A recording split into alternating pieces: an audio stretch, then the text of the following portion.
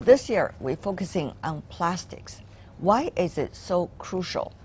Well, I think plastic is important because it really sits in the middle, the intersection of arguably the three major environmental crises that we're facing: climate change, pollution, and also degradation of biodiversity. So plastic, certainly we find lots of those in the ocean.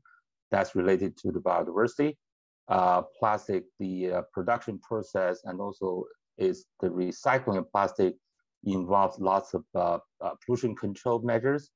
And also, very importantly, the whole process of making plastic from fossil fuel goes into the heart of climate change. There is a recognition that we need to have an international effort. And that is why actually just this past week, there has been a global effort to operationalize a treaty on plastics. So there has now reached that global consensus point that we need an international environmental legal mechanism to regulate plastics because it is such a transboundary issue, because it's found now all over the world, quite literally, even in the middle of nowhere in the ocean. And so plastics is now raising that bar for international treaty making. Is it going to be too little too late, Mr. Ewing?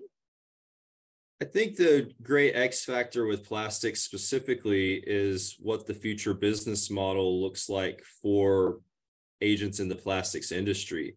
As we see a likely decline over time in demand for fossil fuels for transportation and traditional uses, there's a growing energy to steer many of those fossil fuels into greater production of plastics.